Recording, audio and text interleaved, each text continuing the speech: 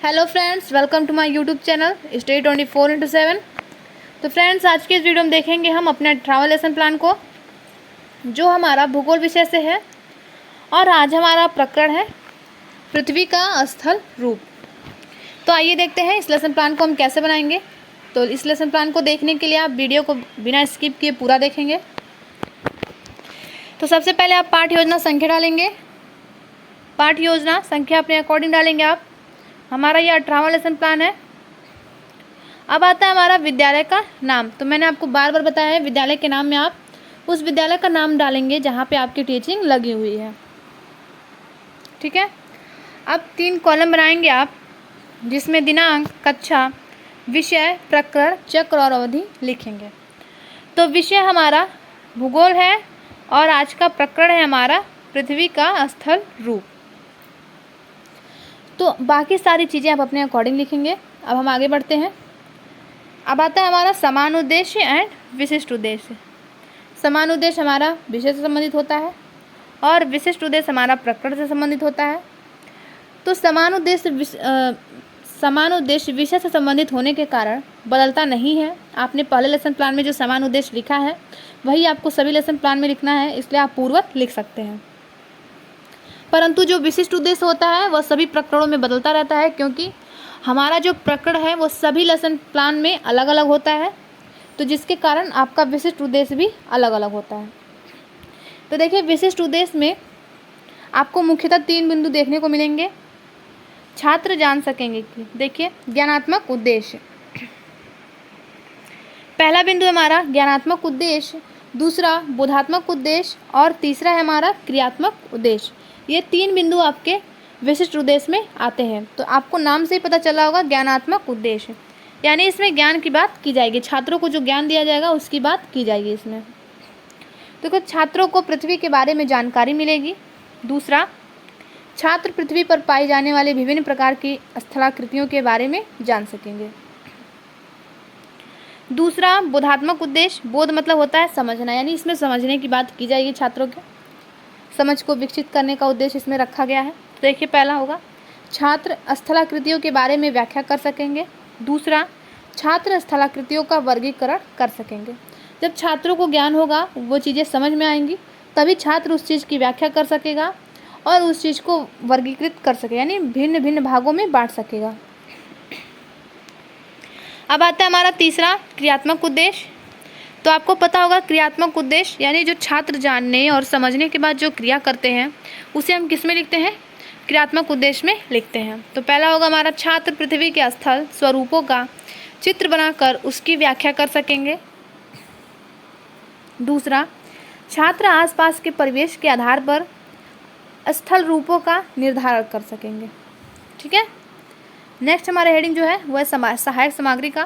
तो मैंने आपको बताया हुआ है सहायक सामग्री में आपको क्या लिखना है। आप कक्षा में पढ़ाने के लिए प्रकरण से संबंधित जो भी सामग्री ले जाते हैं, जैसे किताब हो गया, चौक, डस्टर, चार्ट, चित्र, लपेट श्यामपट्ट, यह सारी चीज़ें आपकी किस में आती हैं? सहायक सामग्री में आती हैं। तो सहायक सामग्री में देखिए क्या लिया गया है, चाक, मानचित्र, लपेट श्यामपट्ट इत्यादि।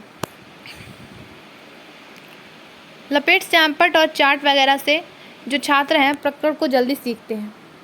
अब देखिए आता है हमारा पूर्व ज्ञान। तो पूर्व ज्ञान, छात्रों को जो आपका प्रकरण है उसके विषय में जरूर उन्हें कुछ ना कुछ थोड़ा बहुत ज्ञान होगा, तो उसी को हम पूर्व ज्ञान में लिखते हैं। तो लिखना क्या है, छात्रों को पृथ्वी से संबंधित कुछ तथ्यों का पूर्व ज्ञान है। अब आता है हमारा प्रस्तावना, जिससे हमारे लेसन प्लान की शुरुआत होती है। तो प्रस्तावना प्रश्न को बनाते समय आपको बहुत ही अधिक ध्यान देना होता है कि जो आप प्रस्तावना प्रश्न बना रहे हैं उससे बच्चों से आप अपना प्रकरण निकलवा सकें।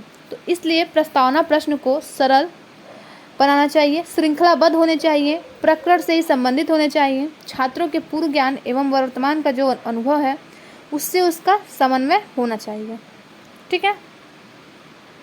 तो आइए देखते हैं, इसके लिए आपको 3 कॉलम बनाने होंगे, जिसमें आपका पहला होगा क्रम संख्या, दूसरा छात्र अध्यापक क्रिया, यदि छात्र हैं तो छात्र अध्यापक क्रिया, तीसरा छात्र क्रिया।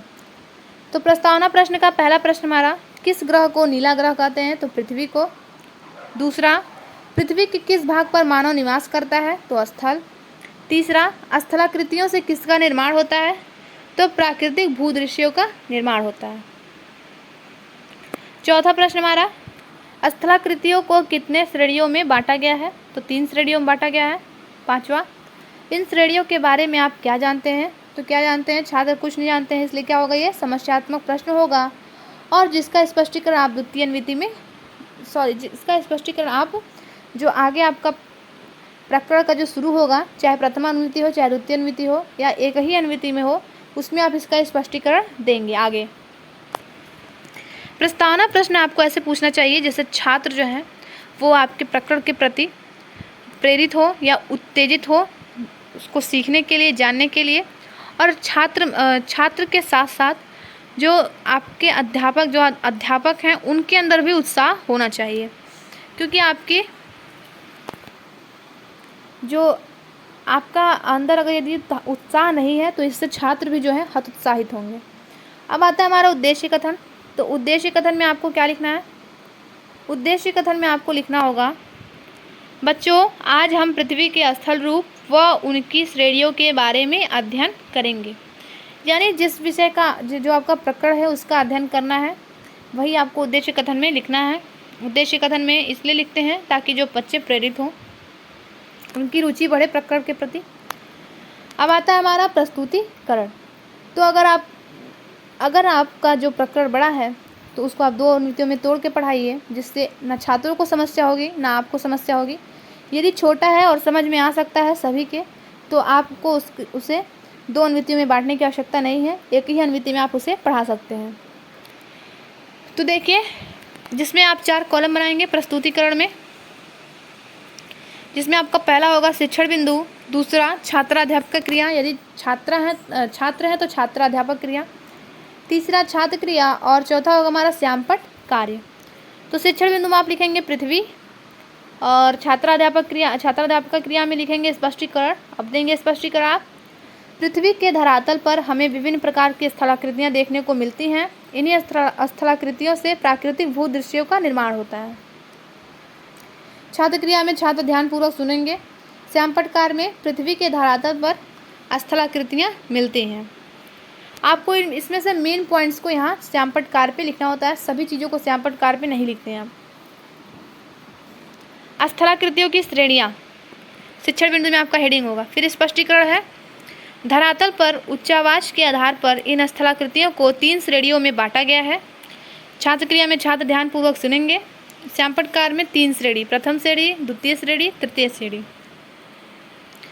प्रथम श्रेणी के उच्चावाच महाद्वीप व महासागर, द्वितीय श्रेणी के उच्चावाच पर्वत पठार मैदान, तृतीय श्रेणी के उच्चावाच नदी घाटियाँ डेल्टा आदि।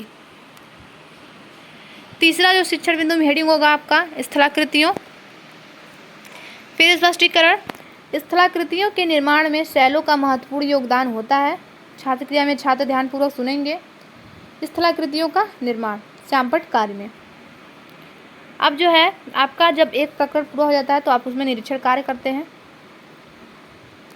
तो निरीक्षण कार्य में आपका है, छात्राध्यापिका श्यामपट्ट सारांश छात्रों को अपनी उत्तर पुस्तिका में लिखने का निर्देश देंगी तथा स्वयं पूरी कक्षा का निरीक्षण करेंगे। इसके बाद आता है हमारा मूल्यांकन प्रश्न। तो मूल्यांकन प्रश्न में आप 3 कॉलम बनाएंगे, जिसमें आपका पहला होगा मूल्यांकन प्रश्न, दूसरा छात्राध्यापक क्रिया, तीसरा छात्र क्रिया। जो ये प्रश्न है आप इसमें लिखेंगे प्रश्न, यहाँ पर नहीं लिखेंगे। तो मूल्यांकन प्रश्न का पहला प्रश्न है, शैलों का निर्माण कैसे होता है? तो स्थलाकृतियों के निर्माण से होता है। दूसरा, स्थलाकृतियों को कितने भागों में वर्गीकृत किया गया है? तो 3 श्रेणियों में। तीसरा, ऊंची स्थलाकृतियों को क्या कहते हैं? तो द्वितीय श्रेणी के उच्चावाच कहते हैं। चौथा प्रश्न हमारा, नदी डेल्टा व घाटियाँ किस श्रेणी के उच्चावाच हैं? तो किस श्रेणी के हैं? तृतीय श्रेणी के हैं। ठीक है। अब आता है हमारा गृह कार्य, जो लास्ट है हमारा गृह कार्य। इसमें आप छात्रों को प्रकरण से संबंधित कोई भी कार्य करने को दे सकते हैं घर से, जैसे यहाँ पर दिया गया है। छात्र स्थलाकृतियों के वर्गीकरण का चार्ट बनाएंगे और उसे क्या करेंगे? कक्षा में प्रस्तुत करेंगे। आगे नेक्स्ट जो हेडिंग है उसको बताने से पहले अगर बता दें, अगर आपको हिस्ट्री एंड सिविक्स के लेसन प्लान चाहिए तो उसका प्लेलिस्ट हमारे यूट्यूब चैनल पे है, जिसमें आपको 30 वीडियो प्रोवाइड करवाए गए हैं और जिसका लिंक आपको डिस्क्रिप्शन बॉक्स में दे दिया गया है। अगर आपको देखना है तो आप वहाँ से जाकर देख सकते हैं। ठीक है फ्रेंड्स, और अगर आपको किसी और भी सब्जेक्ट का लेसन प्लान चाहिए तो आप हमें कमेंट बॉक्स में ज़रूर बताएं। तो नेक्स्ट एंड लास्ट जो हेडिंग है हमारी वो किसकी है? समीक्षा की। आपको बता दें समीक्षा हेडिंग डालने के बाद आप छोड़ देंगे, क्योंकि इसमें आपके अध्यापक द्वारा टिप्पणी की जाती है आपके लेसन प्लान के बारे में। जैसे यहाँ पे देखिए किया गया है, कक्षा अनुशासन बनाए रखें, व्याख्या में क्रमबद्धता बनाए रखें। यह आपका जो लेसन प्लान है उसमें टिप्पणी की जाती है। ठीक है, तो फ्रेंड्स वीडियो अच्छा लगे तो लाइक करें, शेयर करें और हमारे चैनल को सब्सक्राइब करें। थैंक यू फ्रेंड्स, मिलते हैं नेक्स्ट वीडियो में।